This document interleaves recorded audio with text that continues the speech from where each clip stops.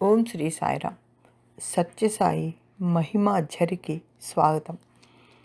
ప్రార్థనలు ఎవ్వరికీ ఎప్పటికీ ఎన్నటికీ వృధా కావు. అవన్నీ లెక్క కట్టి ఉంచి ఆపత్కాలానికి వడ్డీతో సహా వాడి ఆదుకునే దయాళువైన లెక్కల మాస్టారు మన సాయి ప్రభు. కేరళ రాష్ట్రపు అరవింద్ అనే యువకుడు చదువు పూర్తయి వివాహమై ఉద్యోగం కూడా కలకత్తాలో వస్తుంది. తల్లి స్వామివారికి అపరభక్తురాలు అయినా ఇతనికి స్వామి మహిమల పట్ల చులకన, ఎగతాళి.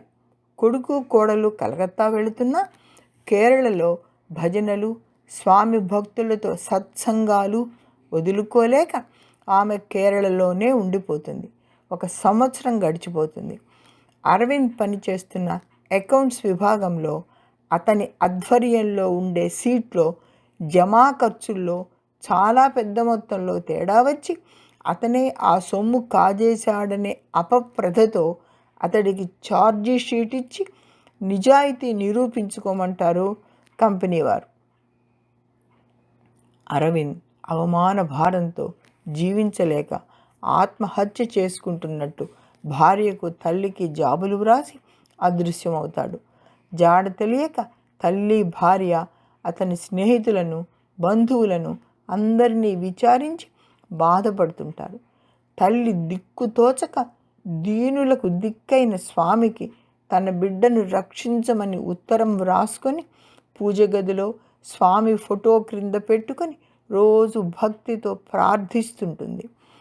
ఆత్మహత్య చేసుకోవడం పిరికివారి లక్షణమైన తనను తాను చంపుకోవడం అంత సులువైన పని కాదు. దానికి స్థలం, సాధనం, ఏకాంతం, దృఢ నిశ్చయం కావాలి. అరవింద్ 4-5 సార్లు ప్రయత్నాలు చేసి విఫలమై చివరకు హౌరా బ్రిడ్జి మీద నుండి కిందికి దూకేద్దామని గట్టెక్కి దూకడానికి ప్రయత్నిస్తూ ఉండగా చెవులో గట్టిగా దూకి చావద్దు, పుట్టపర్తికి రా అన్న మాటలు వినిపిస్తాయి. ఆ మాటలు చెవుల్లో గింగురమంటుండగా అడుగు వెనక్కి వేసి చూద్దాం పుట్టపర్తి వెళితే ఏమవుతుందో అని రైల్వే స్టేషన్కి వెళ్ళి పెనుకొండ టికెట్ కొని రైలు ఎక్కుతాడు. ఎన్నో మార్లు తల్లి బ్రతిమాలిన పుట్టపర్తికి రాని అరవింద్ నేరుగా వెళ్ళి పర్తిలో దిగుతాడు. అక్కడ స్వామి వైట్ ఫీల్డ్ వెళ్ళినట్లు తెలుస్తుంది. అయితే తనను ఎవరో రమ్మన్నది పుట్టపర్తికి కానీ వైట్ ఫీల్డ్ కాదు కనుక ఇక్కడే ఉంటాను అనుకుంటాడు. అయితే అద్భుతంగా అందరినీ ఆశ్చర్యంలో ముంచెత్తుతూ స్వామి ఆ మధ్యాహ్నం పర్తికి వస్తారు.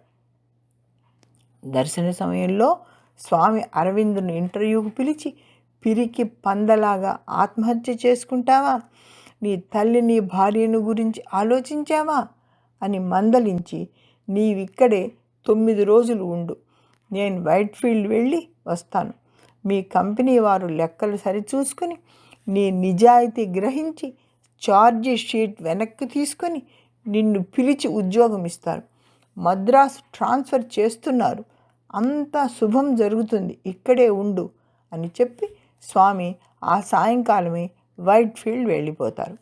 కేవలం అరవిందును పలకరించనే స్వామి వచ్చినట్లుగా ఉంటుంది. అతని వద్ద 9 రోజులు అక్కడ ఉండని సొమ్ము లేక ఢిల్లీలోని తన స్నేహితునికి సొమ్ము పంపమని టెలిగ్రామ్ ఇస్తాడు.